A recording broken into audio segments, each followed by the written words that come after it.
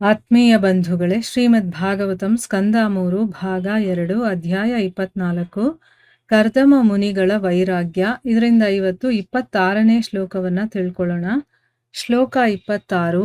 ಸ ಚಾವತೀರ್ಣಂ ತ್ರಿಯುಗ ಮಾಜ್ಞಾಯ ವಿಭುದರ್ಷಭಂ ವಿವಿಕ್ತ ಉಪಸಂಗಮ್ಯ ಪ್ರಣಮ್ಯ ಸಮಭಾಷತ.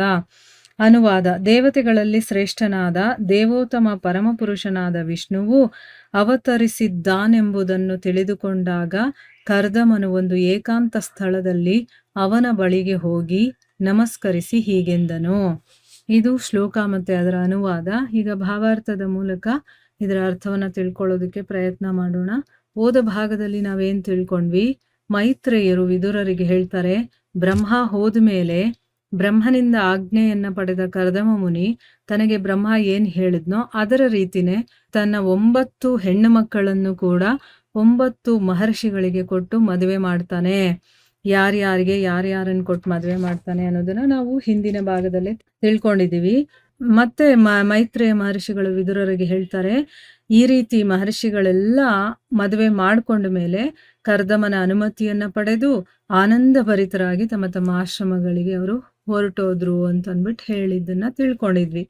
ಈಗ ಈ ಶ್ಲೋಕದಲ್ಲಿ ಹೇಳ್ತಾರೆ, ದೇವತೆಗಳಲ್ಲೇ ಶ್ರೇಷ್ಠನಾಗಿರುವಂತಹ ಭಗವಂತ ವಿಷ್ಣು ಅವತಾರ ತಗೊಂಡಿದ್ದಾನೆ ಅನ್ನುವಂತ ವಿಷಯ ತಿಳಿದ ಮೇಲೆ ಕರ್ದಮರು ಏನ್ ಮಾಡ್ತಾರೆ, ಒಂದು ಏಕಾಂತ ಸ್ಥಳದಲ್ಲಿ ಅವನ ಹತ್ರ ಹೋಗಿ ನಮಸ್ಕಾರ ಮಾಡ್ಕೊಂಡು ಈ ರೀತಿ ಹೇಳ್ತಾರೆ ಅನ್ನೋದು ಈ ಶ್ಲೋಕದಲ್ಲಿ ಹೇಳಿರುವಂಥದ್ದು.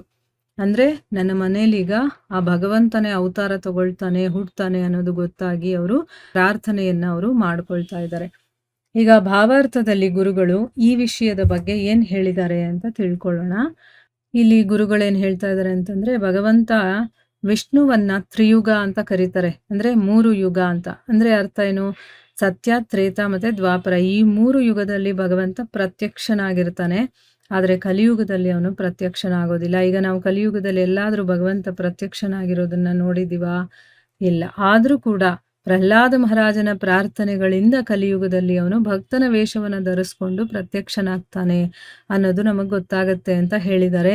ಯಾರು ಅದು, ಏನು ಅನ್ನೋದನ್ನ ತಿಳ್ಕೊಳ್ಳೋಣ. ಚೈತನ್ಯ ಮಹಾಪ್ರಭುವು ಅಂತಹ ಭಕ್ತ.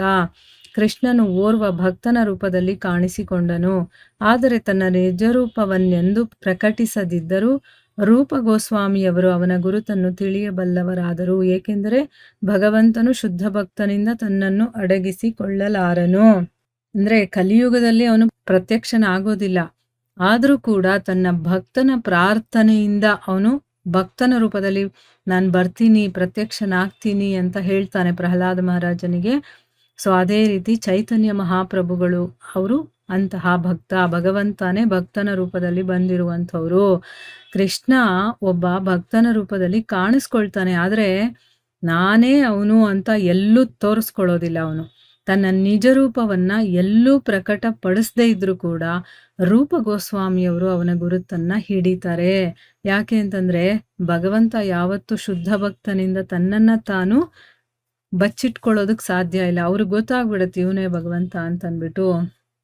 ರೂಪ ಗೋಸ್ವಾಮಿಯವರು ಚೈತನ್ಯ ಮಹಾಪ್ರಭುವಿಗೆ ತಮ್ಮ ಪ್ರಥಮ ನಮಸ್ಕಾರಗಳನ್ನು ಸಲ್ಲಿಸಿದಾಗ ಅವರನ್ನು ಪತ್ತೆ ಮಾಡಿಕೊಂಡರು. ಚೈತನ್ಯ ಮಹಾಪ್ರಭುವೆಂದರೆ ಸ್ವಯಂ ಕೃಷ್ಣನೆಂಬುದಾಗಿ ಅವರಿಗೆ ಗೊತ್ತಿದ್ದಿತು. ಆದುದರಿಂದನೇ ಈ ಕೆಳಗಿನ ಮಾತುಗಳೊಂದಿಗೆ ಪ್ರಣಾಮಗಳನ್ನು ಸಲ್ಲಿಸಿದರು. ಈಗ ಚೈತನ್ಯ ಮಹಾಪ್ರಭುವಾಗಿ ಪ್ರತ್ಯಕ್ಷನಾಗಿರುವ ಕೃಷ್ಣನಿಗೆ ನನ್ನ ಗೌರವಪೂರ್ಣ ಪ್ರಣಾಮಗಳು. ಪ್ರಹ್ಲಾದ ಮಹಾರಾಜನ ಪ್ರಾರ್ಥನೆಗಳಲ್ಲಿಯೂ ಇದು ದೃಢಪಟ್ಟಿರುತ್ತದೆ. ಕಲಿಯುಗದಲ್ಲಿ ಭಗವಂತನು ನೇರವಾಗಿ ಕಾಣಿಸುವುದಿಲ್ಲ, ಆದರೆ ಓರ್ವ ಭಕ್ತನಾಗಿ ಕಾಣಿಸಿಕೊಳ್ಳುವನು. ಆದುದರಿಂದ ವಿಷ್ಣುವನ್ನು ತ್ರಿಯುಗ ಎಂದು ತಿಳಿಯಲಾಗಿದೆ. ಅಲ್ಲಿ ರೂಪ ಗೋಸ್ವಾಮಿಯವರು ಚೈತನ್ಯ ಮಹಾಪ್ರಭುಗಳಿಗೆ ತಮ್ಮ ಮೊದಲನೇ ನಮಸ್ಕಾರಗಳನ್ನು ಸಲ್ಲಿಸ್ತಾರಲ್ಲ, ಅವಾಗ ಅವ್ರು ಹೇಳ್ತಾರೆ, ಯಾಕಂದ್ರೆ ಅವರಿಗೆ ಚೈತನ್ಯ ಮಹಾಪ್ರಭುನೇ ಸ್ವಯಂ ಕೃಷ್ಣ ಅನ್ನೋದು ಗೊತ್ತಿರುತ್ತೆ. ಅವ್ರು ಯಾವ ರೀತಿ ಪ್ರಣಾಮಗಳನ್ನು ಮಾಡ್ತಾರೆ? ಈಗ ಚೈತನ್ಯ ಮಹಾಪ್ರಭುವಾಗಿ ಪ್ರತ್ಯಕ್ಷನಾಗಿರುವಂತ ಕೃಷ್ಣನಿಗೆ ನನ್ನ ಗೌರವಪೂರ್ಣ ಪ್ರಣಾಮಗಳು ಅಂತ ಹೇಳ್ತಾರೆ. ಅಂದ್ರೆ ಅವರಿಗೆ ಭಗವಂತನೇ ಭಕ್ತನ ರೂಪದಲ್ಲಿ ಬಂದಿದ್ದಾನೆ ಅನ್ನೋದು ಗೊತ್ತಿರುತ್ತೆ. ಮತ್ತೆ ಪ್ರಹ್ಲಾದ ಮಹಾರಾಜನ ಪ್ರಾರ್ಥನೆನಲ್ಲೂ ಕೂಡ ಇದೇ ರೀತಿ ಇದೆ. ಪ್ರಹ್ಲಾದ ಏನ್ ಹೇಳಿದಾನೆ ಅಂತಂದ್ರೆ, ಕಲಿಯುಗದಲ್ಲಿ ಭಗವಂತ ನೇರವಾಗಿ ಕಾಣಿಸ್ಕೊಳ್ಳೋದಿಲ್ಲ, ಆದರೆ ಒಬ್ಬ ಭಕ್ತನಾಗಿ ಅವನು ಕಾಣಿಸ್ಕೊಳ್ತಾನೆ ಅಂತನ್ಬಿಟ್ಟು ಅದಕ್ಕೆ ವಿಷ್ಣುವನ್ನ ತ್ರಿಯುಗ ಅಂದ್ರೆ 3 ಯುಗದಲ್ಲಿ ಮಾತ್ರ ಅವನು ಪ್ರತ್ಯಕ್ಷನಾಗಿ ಬರುವಂಥದ್ದು. ಕಲಿಯುಗದಲ್ಲಿ ಬರೋದಿಲ್ಲ, ಅದಕ್ಕೆ ಅವನನ್ನ ತ್ರಿಯುಗ ಅಂತ ಕರೀತಾರೆ. ತ್ರಿಯುಗ ಎಂಬುದಕ್ಕೆ ಇನ್ನೊಂದು ವಿವರಣೆ ಹೀಗಿದೆ: ಅವನಿಗೆ 3 ಜೊತೆಯ ದಿವ್ಯ ವಿಶೇಷಣಗಳಿವೆ. ಅವೆಂದರೆ ಶಕ್ತಿ ಮತ್ತು ಐಶ್ವರ್ಯ, ಧರ್ಮನಿಷ್ಠೆ ಮತ್ತು ಕೀರ್ತಿ, ಜ್ಞಾನ ಮತ್ತು ವಿರಕ್ತಿ. ಅಂದ್ರೆ ತ್ರಿಯುಗ ಅಂತ 3 ಯುಗಗಳಲ್ಲಿ ಪ್ರತ್ಯಕ್ಷನಾಗ್ತಾನೆ, ಕಲಿಯುಗದಲ್ಲಿ ಆಗಲ್ಲ, ಅದಕ್ಕೋಸ್ಕರ ಅವನನ್ನ ತ್ರಿಯುಗ ಅಂತ ಕರೀತಾರೆ ಅನ್ನೋದು ಒಂದು ವಿವರಣೆ. ಆದ್ರೆ ತ್ರಿಯುಗ ಅನ್ನೋದಕ್ಕೆ ಇನ್ನೊಂದು ವಿವರಣೆ ಇದೆ. ಏನು ಅಂತಂದ್ರೆ ಅವನಿಗೆ 3 ಜೊತೆಯ ದಿವ್ಯ ವಿಶೇಷಣಗಳಿದೆ ಅಂತ ಹೇಳ್ತಾ ಇದ್ದಾರೆ. ಯಾವ್ಯಾವುದು ಅದು? ಶಕ್ತಿ ಮತ್ತೆ ಐಶ್ವರ್ಯ ಒಂದು ಜೊತೆ, ಧರ್ಮನಿಷ್ಠೆ ಮತ್ತೆ ಕೀರ್ತಿ ಅನ್ನೋದು ಇನ್ನೊಂದು ಜೊತೆ, ಜ್ಞಾನ ಮತ್ತೆ ವಿರಕ್ತಿ ಅನ್ನೋದು ಇನ್ನೊಂದು ಜೊತೆ. ಶ್ರೀಧರ ಸ್ವಾಮಿಗಳು ಹೇಳಿರುವ ಪ್ರಕಾರ ಪೂರ್ಣ ಐಶ್ವರ್ಯ ಮತ್ತೆ ಪೂರ್ಣ ಶಕ್ತಿ, ಪೂರ್ಣ ಕೀರ್ತಿ ಮತ್ತೆ ಪೂರ್ಣ ಸೌಂದರ್ಯ ಮತ್ತೆ ಪೂರ್ಣ ಜ್ಞಾನ ಮತ್ತೆ ಪೂರ್ಣ ವೈರಾಗ್ಯ ಎಂಬಿವು ಭಗವಂತನ ಸಂಪತ್ತಿನ 3 ಯುಗಗಳಾಗಿವೆ. ನೋಡಿ ಇಲ್ಲೇನ್ ಹೇಳ್ತಾ ಇದ್ದಾರೆ, ಶ್ರೀಧರ ಸ್ವಾಮಿಗಳು ಎಕ್ಸ್ಪ್ಲೇನ್ ಮಾಡಿರೋದನ್ನ ಹೇಳ್ತಾ ಇದ್ದಾರೆ. ಅವ್ರ ಪ್ರಕಾರ ಏನು ಅಂತಂದ್ರೆ, ಕಂಪ್ಲೀಟ್ ಐಶ್ವರ್ಯ ಮತ್ತೆ ಕಂಪ್ಲೀಟ್ ಆಗಿರುವಂತ ಶಕ್ತಿ. ಈಗ ಮನುಷ್ಯನಲ್ಲೂ ಶಕ್ತಿ ಇರುತ್ತೆ, ಅಪಾರ ಶಕ್ತಿವಂತ ಅಂತ ಅನ್ನಿಸ್ಕೊಂಡಿರೋ ಯಾವುದೇ ಮನುಷ್ಯ ಆದ್ರೂ ಕೂಡ ಅವನಿಗೆ ಪೂರ್ಣವಾಗಿರೋದಿಲ್ಲ, ಅವನಲ್ಲಿ ಸ್ವಲ್ಪ ಆದ್ರೂ ಕಡಿಮೆ ಅನ್ನೋದಿರುತ್ತೆ. ಐಶ್ವರ್ಯ ಅನ್ನೋದು ಕಂಪ್ಲೀಟ್ ಆಗಿರುತ್ತೆ, ಅವನಿಗಿಂತ ಯಾರೋ ಇನ್ನೊಬ್ರು ಐಶ್ವರ್ಯವಂತ ಇರ್ತಾರೆ. ಆದ್ರೆ ಭಗವಂತ ಹಾಗಲ್ಲ, ಅವನು ಕಂಪ್ಲೀಟ್ ಅಂತ. ಅವನನ್ನ ಬಿಟ್ರೆ ಬೇರೆ ಇನ್ಯಾರ ಹತ್ರನೂ ಅಷ್ಟು ಐಶ್ವರ್ಯ ಇರೋದಿಲ್ಲ, ಅಷ್ಟು ಶಕ್ತಿ ಇರೋದಿಲ್ಲ, ಅಷ್ಟು ಕೀರ್ತಿ, ಸೌಂದರ್ಯ, ಜ್ಞಾನ, ವೈರಾಗ್ಯ ಎಲ್ಲವೂ ಅವನಲ್ಲಿ ಪೂರ್ಣವಾಗಿರುತ್ತೆ ಅಂತ. ಇದು ಭಗವಂತನ ಸಂಪತ್ತಿನ 3 ಯುಗಗಳು ಅಂತ ಕರೆಯೋದು.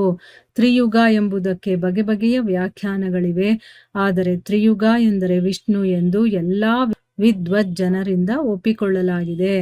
ಅಂದ್ರೆ ತ್ರಿಯುಗ ಅನ್ನೋದಕ್ಕೆ ಇನ್ನೂ ಬೇಕಾದಷ್ಟು ವ್ಯಾಖ್ಯಾನಗಳನ್ನ ಬರ್ದಿದ್ದಾರೆ, ಆದ್ರೆ ತ್ರಿಯುಗ ಅಂದ್ರೆ ಇಲ್ಲಿ ನಾವು ತಿಳ್ಕೊಬೇಕಾಗಿರೋದು ವಿಷ್ಣು ಅಂತನ್ಬಿಟ್ಟು ಎಲ್ಲಾ ವಿದ್ವಜ್ಜರು, ಅಂದ್ರೆ ಯಾರ್ಯಾರು ತಿಳುವಳಿಕೆ ಇರೋರು, ತಿಳ್ಕೊಂಡಿರೋರು ಇರ್ತಾರೋ ಅವರೆಲ್ಲರೂ ಒಪ್ಕೊಂಡಿರೋದು ತ್ರಿಯುಗ ಅಂತಂದ್ರೆ ವಿಷ್ಣು ಅಂತನ್ಬಿಟ್ಟು. ತನ್ನ ಮಗನಾದ ಕಪಿಲನು ಸ್ವಯಂ ವಿಷ್ಣುವೆಂದು ಕರ್ದಮ ಮುನಿಗೆ ಗೊತ್ತಾದಾಗ ಅವನು ತನ್ನ ಪ್ರಣಾಮಗಳನ್ನು ಸಲ್ಲಿಸಲು ಇಚ್ಛಿಸಿದನು. ಆದುದರಿಂದ ಕಪಿಲನು ಒಬ್ಬನೇ ಇದ್ದಾಗ ಅವನು ತನ್ನ ಗೌರವಗಳನ್ನು ಸಲ್ಲಿಸಿದನು ಮತ್ತು ತನ್ನ ಮನಸ್ಸಿನಲ್ಲಿದ್ದುದನ್ನು ಹೀಗೆ ವ್ಯಕ್ತಪಡಿಸಿದನು. ಇಲ್ಲಿ ಕರ್ದಮ ಮುನಿಗಳಿಗೆ ಸ್ವತಃ ಭಗವಂತ ವಿಷ್ಣುನೇ ನನ್ನ ಮಗ ಕಪಿಲನಾಗಿ ಹುಟ್ಟಿದಾನೆ ಅಂತ ಗೊತ್ತಾದಾಗ ಅವನಿಗೆ ತನ್ನ ಪ್ರಣಾಮಗಳನ್ನ ನಾನು ಸಲ್ಲಿಸ್ಬೇಕು ಅಂತ ಅವನು ಇಷ್ಟಪಡ್ತಾನೆ. ಅದಕ್ಕೆ ಕಪಿಲ ಒಬ್ಬನೇ ಇರ್ತಾನಲ್ಲ, ಆವಾಗ ತನ್ನ ಗೌರವಗಳನ್ನ ಅವನಿಗೆ ಸಲ್ಲಿಸ್ತಾನೆ, ಮತ್ತೆ ತನ್ನ ಮನ್ಸಲ್ಲಿ ಏನಿತ್ತೋ ಅದನ್ನೆಲ್ಲ ಅವನ ಮುಂದೆ ಹೇಳ್ಕೊಳ್ತಾನೆ ಅಂತಂದ್ಬಿಟ್ಟು ಇಲ್ಲಿ ಹೇಳ್ತಾ ಇದ್ದಾರೆ. ಸೊ ಇಲ್ಲಿಗೆ ನಾವು ನಿಲ್ಸೋಣ. ಹರೇ ಕೃಷ್ಣ.